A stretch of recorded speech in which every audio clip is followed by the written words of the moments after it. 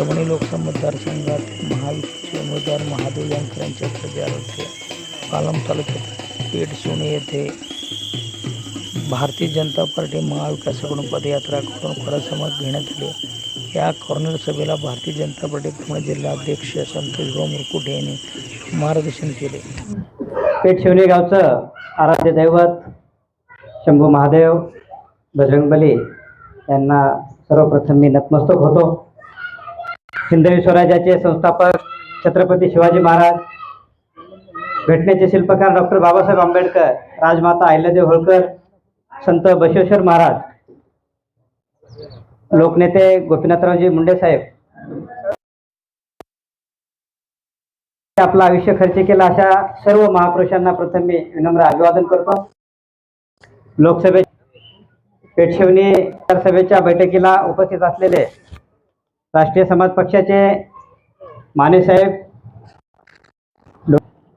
राष्ट्रीय समाज पक्षाचे सर्व जनता पार्टीचे प्रदेश कार्यकारिणी सदस्य, माजी रबदडे मामा, असलेले माजी नगराध्यक्ष, माजी उपनगराध्यक्ष, भावी नगराध्यक्ष आमचे असदभाई, अजिमभाई, आमचे वाडेवाले साहेब, या कार्यक्रमाला उपस्थित असलेले सर्व व्यासपीठावरील सन्माननीय पेठशिवणी गावचे सर्व ज्येष्ठ मंडळी, माझ्या मित्रांनो, लोकसभेची निवडणूक लागली. आता प्रचाराचा आजचा शेवटचा दिवस आहे.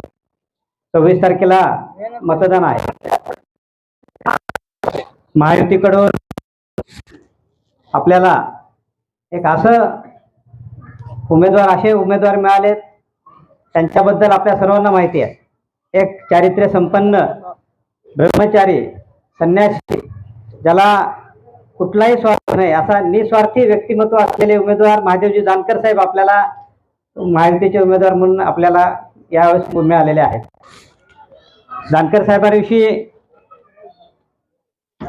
आजपर्यंत आपल्याला आमदारकीसाठी, खासदारकीसाठी खूप उमेदवार मिळाले, खासदार झाले, आमदार झाले, पण समाजासाठी आपलं आयुष्य खर्च करणारे, समाजासाठी आपलं सर्वस्व वाहून घेणारे महादेवजी जानकर साहेब आपल्याला खरं आपल्या परभणीचं भाग्य आहे की ते आपल्याला महायुतीचे उमेदवार मिळालेत आणि ते खासदार म्हणून आपल्याला मिळणार आहे. आपल्याला येणाऱ्या 26 तारखेला मोदी साहेबांना जे 400 खासदार पंतप्रधान करण्यासाठी 400 खासदार जे पाहिजे, त्या 400 खासदारापैकी 1 खासदार महादेवजी जानकर साहेबांच्या रूपानं आपल्याला परभणीतून त्यांना द्यायचं आहे आणि मोदी साहेबांना तिसऱ्यांदा पंतप्रधान करायचे.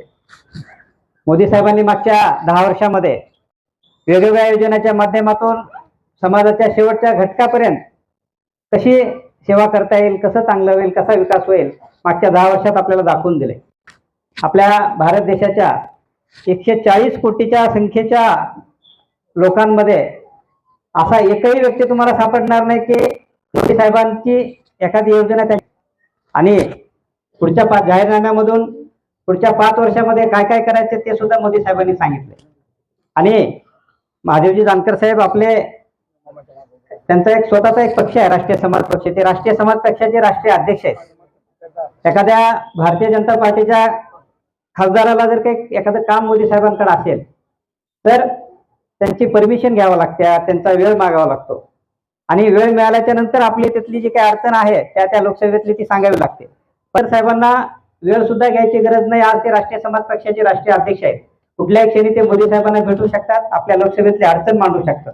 आणि एक आपल्याला येणाऱ्या 5 वर्षामध्ये मागे जे काही आपल्या जिल्ह्याचा विकास झाला नाही, आपल्या तालुक्याचा विकास झाला नाही, आपल्या भागाचा विकास झाला नाही, तो जर करायचा असेल तर आपल्याला महादेवरावजी जानकर साहेबांसारखं एक निस्वार्थी व्यक्तिमत्व आपल्याला निवडून द्यायचे. या प्रचार सेवेच्या निमित्तानं आपल्याला एकच विनंती करतो, येणाऱ्या 26 तारखेला शिट्टीच्या समोरील बटन दाबून आपण बहुमतानं जानकर साहेबांना निवडून द्यावं. आणि आज पेठशिवणीतली माझ्या माहितीचं 4,500 मतदान आहे, लोकसंख्या आहे. संतोष भाऊ इथं एजंटच नाही दुसरा. आणि मी आपल्या वतीनं, व्यासपीठाच्या वतीनं जानकर साहेबांना इथून 90% मतदान मिळेल ही मी आशा बाळगतो. पुन्हा एकदा सर्वांना विनंती करतो की येणाऱ्या 26 तारखेला महादेवजी जानकर साहेबांना बहुमताने निवडून द्यावं. आणि जय हिंद जय महाराष्ट्र.